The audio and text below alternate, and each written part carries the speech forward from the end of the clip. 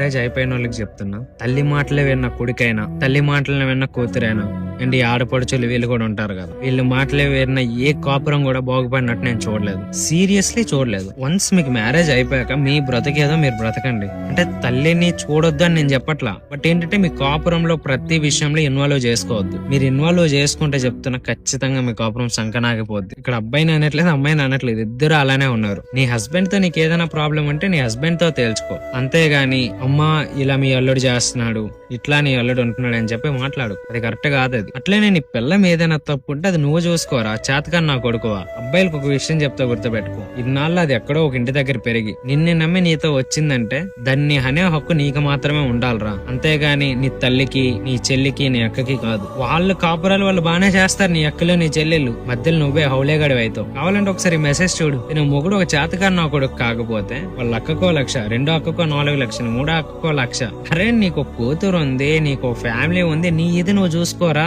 చాలా మంది నీ దగ్గరుండే ఫేస్ చేసిన, వీళ్ళుండిన వంటలు మాత్రమే చాలా బాగుంటాయి అనమాట, వాటిలో ఉండే నచ్చవు అత్తలకి. అంటే సీరియస్లీ నీది చూసే చెప్తున్నా, క్లియర్ గా దగ్గర నుండి చూసా. ఇలాంటి చిల్లర దెంగడి వేషాలు మీరు వేస్తే, అత్తలకి చెప్తాను, మీరు ఇలాంటి చిల్లర కొట్టిన వేషాలు మీరు వేస్తే ఖచ్చితంగా అది రేపు నేను ఎట్లా చేయాలో అట్లానే చూస్తారు. ఒక రెస్పెక్ట్ ఉండదు, ఒక వాల్యూ ఉండదు. అవసరమా? కొడుకే కదా, నీ కొడుకే కదా, దగ్గరుండి ఎందుకు వాడు కాపురాన్ని నాశనం చేస్తావు నువ్వు? నీ కూతురు జీవితం బాగుండాలి, నీ కోడల జీవితం మాత్రం బాగుండకూడదు.